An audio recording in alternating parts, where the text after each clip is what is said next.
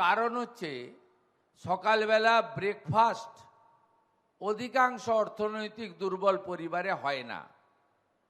তারপরে তাদেরকে খুব তাড়াহুড়া করে, আগে এত রাস্তাঘাটও ছিল না, এত পরিবহনের ব্যবস্থা ছিল না, 3 কিলোমিটার 4 কিলোমিটার হেঁটে তাদেরকে বিদ্যালয়ে অনেককে যেতে হতো। গ্রামের দিকে তো বটেই, আরও লম্বা আছে, 5 কিলোমিটারও হাঁটতে হয়, সাইকেলে যেতে হয়, বা বাবা মা পৌঁছে দেয়, এমন আছে। তার ফলে দেখা গেছে যে 100 জন যদি ভর্তি হয়, তার মধ্যে 50 জন পরীক্ষায় বসছে বা ক্লাস 1 থেকে 4 কমপ্লিট করছে, বা 4 থেকে 6 কমপ্লিট করছে, বা 6 থেকে 8 কমপ্লিট করছে, বা 8 থেকে 10 কমপ্লিট করছে, বা 10 থেকে 12 কমপ্লিট করছে। 50%-এর বেশি ড্রপ আউট হয়ে যাচ্ছে। এই ড্রপ আউট হয়ে যাওয়ার মূল কারণ হলো গ্রামীণ এলাকা বা অর্থনৈতিক দুর্বল এলাকায় বাচ্চাদের ক্ষুধা। তারা খিদে পেয়ে যায় এবং তারা স্কুল থেকে এসে চলে যায়, আবার আসা বন্ধ করে দেয় ধীরে ধীরে। তাই মহামানব ভারতরত্ন অটল বিহারী বাজপেয়ী তিনি ধীরে ধীরে সর্বশিক্ষা অভিযান, সমগ্র শিক্ষা অভিযান এবং নানা ধরনের কর্মসূচির মধ্য দিয়ে এই বিষয়টাকে এগিয়ে নিয়ে যান। বর্তমানে প্রধানমন্ত্রী নরেন্দ্র মোদীজি এই কর্মসূচিতে আগে মাত্র 3 টাকা করে বরাদ্দ ছিল। সেই বরাদ্দ আস্তে আস্তে বাড়াতে সরকারের সামর্থ্য অনুযায়ী তিনি বাড়ানোর ব্যবস্থা করেন, এবং ধীরে ধীরে অনেক ব্যক্তিবর্গ, অনেক প্রতিষ্ঠান এগিয়ে আসে, যারা সরকারের যে বরাদ্দকৃত অর্থ দিয়ে বাড়তি কিছু করা যায় না। সেই খাওয়ার আমি নিম্নমানের বলবো না, কিন্তু ওটা সম্পূর্ণ আহারের মধ্যে পড়ে না, যেটা সরকারি অর্থে খাওয়ার দেওয়া হয়। অনেক দানশীল ব্যক্তি রয়েছে, কারণ এই দেশ সেবা মানসিকতা নিয়েই এই দেশের মানুষজন তৈরি হয়েছেন, এবং যত বড় বড় প্রতিষ্ঠান তৈরি হয়েছে তারা কেবলমাত্র আপনার আধ্যাত্মিক চেতনা বা ধর্ম জাগরণের জন্য কাজ করেন না। যেমন ইস্কন, যেমন রামকৃষ্ণ মঠ মিশন এবং অন্যান্য অনেক সংগঠন রয়েছে দেশব্যাপী। তারা আমাদের গুরুদ্বারা যেখানে আছে দেখবেন, গুরুদ্বারা যেখানে আছে, জৈন সমাজের যেখানে মন্দির বা প্রতিষ্ঠান আছে দেখবেন, সেখানে আপনি দেখবেন যে তাদের এই সেবার মানসিকতার মধ্য দিয়ে যে আধ্যাত্মিক চেতনা, তার সাথে অন্নদান, অন্ন প্রদান, এটাও একটা আমাদের যে ভারতবর্ষের শুধু ধর্মীয় পরম্পরা নয়, যে সাংস্কৃতিক পরম্পরা রয়েছে, যে পরম্পরা আমরা কখনো ভুলে যেতে পারি না, ভুলিয়ে দিতে চাই না। সেই জন্য তারা এগিয়ে আসেন, এবং এগিয়ে আসার ফলে আজকে বহু জায়গায় মিড ডে মিলে অনেক প্রতিষ্ঠান যুক্ত হয়েছে। তার মধ্যে অগ্রণী ভূমিকা নিয়েছেন আমাদের অন্নামৃত ফাউন্ডেশন, যা মূলত ইস্কনের দ্বারা পরিচালিত, যে কথা দয়ারাম প্রভু এখানে বিস্তারিতভাবে বলেছেন।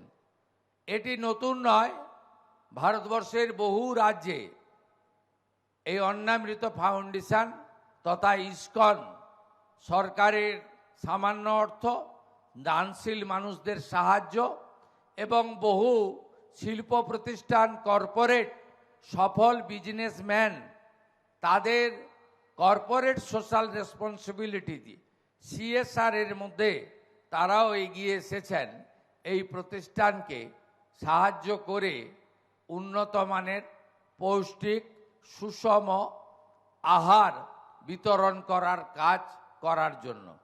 তাই আমরা সরকারে আসার পরে 9 মে আমি মাননীয় প্রধানমন্ত্রীর উপস্থিতিতে মহামহিম রাজ্যপালের দ্বারা মন্ত্রগুপ্তির শপথ নিয়ে এই রাজ্যের গুরুদায়িত্ব কাঁধে তুলে নিয়েছি বা আপনারা আমাকে দিয়েছেন। আমি 11ই মে প্রথম সচিবালয়ে যাওয়ার পরে আমি এই বিষয়ে চিন্তা ভাবনা করি এবং যুধিষ্ঠির প্রভুর নেতৃত্বে একটি টিম তারা সচিবালয়ে আসেন। আমি মুখ্য সচিব, অর্থ সচিব, শিক্ষা সচিব, পরবর্তীকালে শিক্ষামন্ত্রী তারাও দায়িত্বভার গ্রহণ করেন।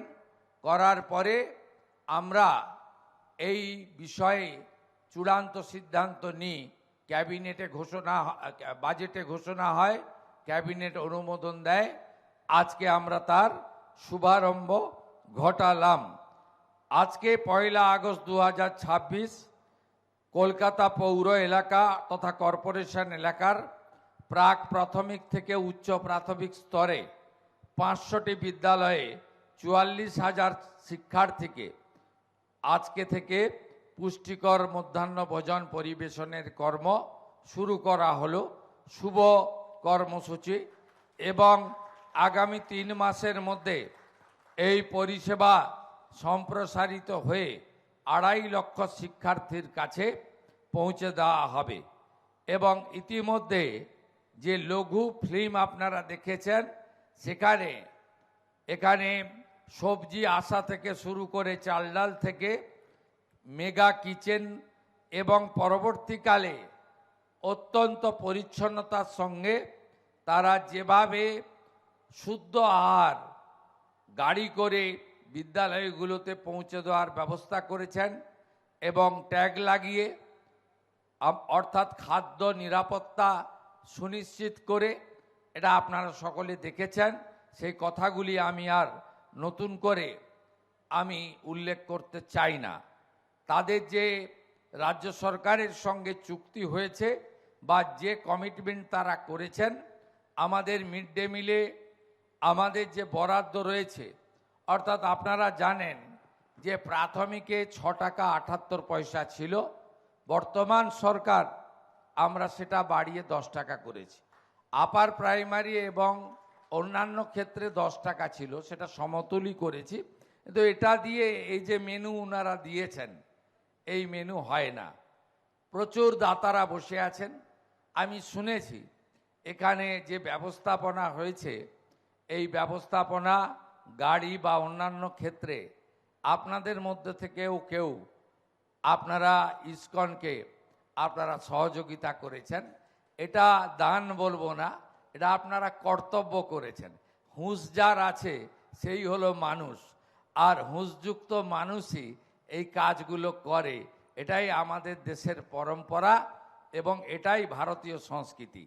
আমাদের প্রধানমন্ত্রী সবসময় বলেন যে কথা আমি আত্মস্থ করেছি তার কাছ থেকে, বিকাশ ভি হোগা বিরাসত ভি হোগা। অর্থাৎ শুধু বিকাশ নয়, ঐতিহ্য সংস্কৃতি আমাদের রক্ষা করতেই হবে। তাই অন্নদান, অন্ন বিতরণ এবং সুকোমলমতি ভবিষ্যতের হাতে একটি সুন্দর পৌষ্টিক খাবার তুলে দিয়ে ম্যাল নিউট্রিশন অর্থাৎ আমাদের স্বাস্থ্য ব্যবস্থাতেও যে ত্রুটি রয়েছে, এটাও আমরা আগামী দিনে বেরিয়ে আসতে পারবো।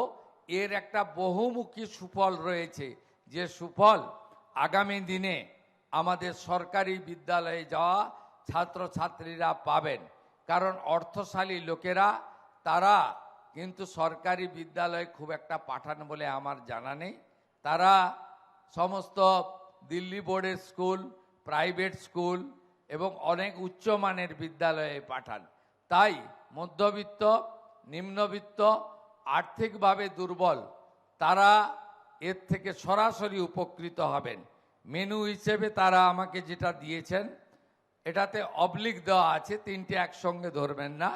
ভাত, খিচুড়ি, পোলাও, পনির অবলিক ছানা, সোয়াবিন অবলিক মরশুমি সবজি অবলিক বাদাম, মিষ্টি অবলিক মরশুমি ফল, এটা তারা দেবেন। কারণ ইসকন একটি আধ্যাত্মিক প্রতিষ্ঠানও বটে। এর সনাতন সংস্কৃতি মেনে তারা তাদের আহার দেবেন। কিন্তু আমরা জানি বাঙালিরা তারা খাওয়ারের ব্যাপারে একটু ভোজন বিলাসী। কেউ বা কারা যখন এটা সামনে এসেছিল, সমালোচক তো থাকবে, সমালোচনা থাকাটা খুব একটা খারাপ কিছু নয়। গণতন্ত্রে বিরোধীদের উপস্থিতি থাকাও দরকার। একদলীয় শাসনতন্ত্র কখনোই ভালো নয়। বহুদলীয় গণতান্ত্রিক ব্যবস্থা আমাদের সংবিধান দিয়ে গেছে। তারা কিছু না জেনে, আরে আপনারা তো চাইলে স্কুল শিক্ষামন্ত্রীর সঙ্গে কথা বলতে পারেন। যদি আমার সঙ্গে কথা বলতে লজ্জা পান আপনারা, তাহলে আপনারা আধিকারিকদের সঙ্গে কথা বলতে পারেন। যদি নাও পারেন, সরাসরি ইসকনে গিয়ে যোগাযোগ করতে পারেন যে আপনাদের সঙ্গে কি চুক্তি হয়েছে। প্রথম থেকেই আন্ডা আন্ডা আন্ডা করে মিছিল বের করে ফেললেন। আমরা যেমন ইসকনের সাত্ত্বিক আহারকে গ্রহণ করেছি, তাদের যে একটি নিজস্ব আনকম্প্রোমাইজ রীতিনীতি রয়েছে, যেটাতে তারা সমঝোতা করেন না, আমরা করতেও বলবো না। তার বাইরেও আমরা উড়িষ্যাতে আমাদের টিম পাঠিয়েছিলাম। সেখানে এসএইচজি গ্রুপকে দিয়ে আলাদা করে সপ্তাহে একদিন করে তারা ডিম সিদ্ধ দেন। আমরা ঠিক করেছি এসএইচজি গ্রুপকে দিয়ে সপ্তাহে এই খাওয়ারের সঙ্গে নয়, আলাদা করে আমাদের ব্যবস্থাতেই দুদিন বাচ্চাদের ডিম সিদ্ধ বিতরণ আমরা করব। আশা করি সমালোচকরা আজকে একটু শান্তিতে থাকবেন, মুখটা বন্ধ রাখবেন, আর মনে মনে প্রশংসা করবেন। আর যদি হিংসারূপু শরীরে থাকে, সেটাও সংযমব্রত অন্তত আজকের দিনের জন্য আপনারা হিংসা রিপুটাকে নিয়ন্ত্রণ করবেন। এইটুকু আমি আপনাদের কাছে, মানে আমার বিরোধীদের কাছে প্রার্থনা করব। এর থেকে বেশি কিছু আমার বলার নেই। আরেকটা মিছিল আমার চোখে পড়েছিল 1 মাস আগে। মিড ডে মিলের রাঁধুনি যে সমস্ত আমাদের দিদি এবং বোনেরা আছেন, তাদের নিয়ে একটা মিছিল হয়েছিল। ইসকনকে ঢুকিয়ে দেওয়া হচ্ছে, হিন্দু সরকার, আমাদের কাজ কেড়ে নেওয়া হচ্ছে। আমি মিছিলটা দেখেছিলাম, রিয়্যাক্ট করিনি, কারণ আমি আমার এই দীর্ঘ রাজনৈতিক এবং জনপ্রতিনিধির জীবনে দুটো মন্ত্রকে আত্মস্থ করেছি। একটা হলো ধৈর্য, আর একটা হলো সহ্য। আমি সেই মিছিলকারীদের উদ্দেশ্যে বলি, একজনও রাঁধুনি মা দিদি বোন কর্মচ্যুত হবেন না। ইসকন তার রান্নার প্রক্রিয়াতে, বিতরণের প্রক্রিয়াতে তাদেরকে যুক্ত করবে। এবং যুক্ত করার শুধু নয়, আমরা তাদেরকে আগের সরকার মাত্র 2000 টাকা দিত, আমরা আগস্ট মাস থেকে তাদেরকে 1000 টাকা বাড়িয়ে 3000 টাকা করে দিয়েছি। 3000 টাকা কিছুই নয়, কিন্তু cut your coat according to your cloth. আমাদের টাকা নেই, 8 লক্ষ কোটি টাকা ঋণের বোঝা। ধীরে ধীরে এই রাজ্য যখন অর্থনৈতিকভাবে আরও শক্তিশালী হবে, বেশি দিন হয়নি, 11 সপ্তাহের সরকার, 1টা বছর চেয়ে নিচ্ছি, তারপরে দেখবেন এই রাজ্য অর্থনৈতিকভাবে দুর্বল নয়, অর্থনৈতিকভাবে শক্তিশালী রাজ্যে পরিণত হবে। এই প্রসঙ্গে উত্তরপ্রদেশের মহান মুখ্যমন্ত্রী যোগী আদিত্যনাথজিকে ধন্যবাদ দেব, যে তিনি পিএম পোষণে আলাদা করে 1 গ্লাস দুধ, কোথাও ফলের রস, কখনো গোটা আপেল, কখনো পনির, কখনো ভালো ডাল ইত্যাদি অ্যাডিশনালি তার রাজ্য সরকার থেকে দিয়ে আসছেন।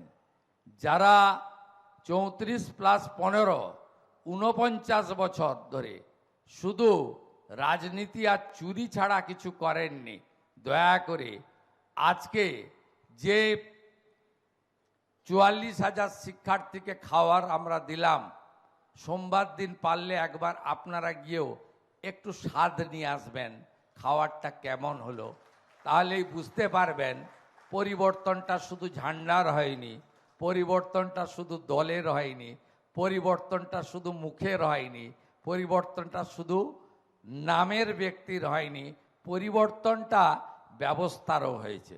সবাই ভালো থাকবেন।